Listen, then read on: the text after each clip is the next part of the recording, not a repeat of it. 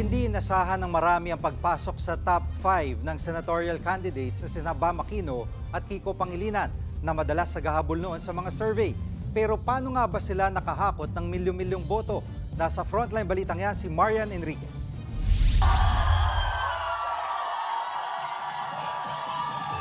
Comeback is real para kina Bam Aquino at Kiko Pangilinan matapos silang makapasok sa top 5 ng partial at unofficial count ng Bilang Pilipino 2025. Kahit sila nabigla lalot sa mga survey ay hirap silang makapasok sa Magic 12. Pero pumangalawa si Aquino sa latest tally. Mahigit 20 million ang bumoto sa kanya. Top 5 naman si Pangilinan na may higit 15 million votes. Sabi ko nga, kailangan namin ng milagro para manalo at mukhang yun ang nangyari. And I took a look at the phone, 250 messages, 80 messages, 150 messages, lahat. Congratulations, congratulations. So at that point, naisip ko, baka nga nanalo tayo. But that result is really not what we all expected. Para sa ilan, milagro ang nangyari. Pero kung datos ang pagbabasihan, hindi raw yan nakabibigla ayon kay TV5 Chief Election Analyst Edson Guido. Si Aquino kasi ang nakakuha ng pinakamaraming boto mula sa tatlong top vote-rich regions sa Pilipinas, ang Calabarzon, Central Luzon at Metro Manila na nakapaloob sa tinatawag na Lingayen-Lucena Corridor. That is how crucial the Lingayen-Lucena Corridor is. Isipin nyo, Lingayen-Lucena Corridor pa lang, halos 10 million votes na ang nakuha ni Bam Aquino. Naniniwala rin ang mga eksperto na malaking tulong kay Aquino ang endorsement ng Iglesia ni Cristo.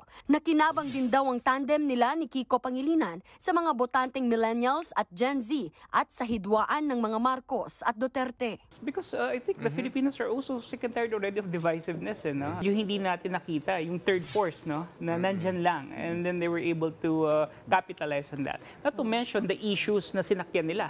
Diba? Mga issues kasi na sinakyan nila is all about the youth, no?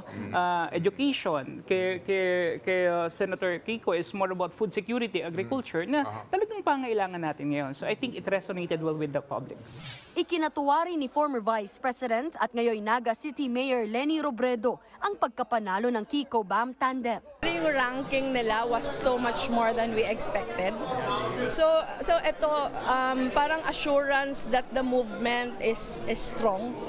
Na hindi nawalan ng tao ang tao ng pag-asa after the 2022. Hindi lang sa Senado umarangkada ang oposisyon. Nanguna rin ang akbayan sa party list race kung saan isa sa magiging kinatawan nila sa Kamara ay si Attorney Shell Jokno.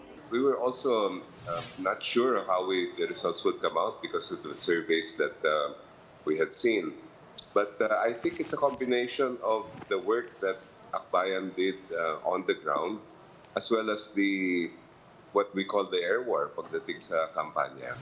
Nakakuha rin ng pwesto bilang party list representative ang ML o mamamayang liberal ni dating Senator Laila De Lima.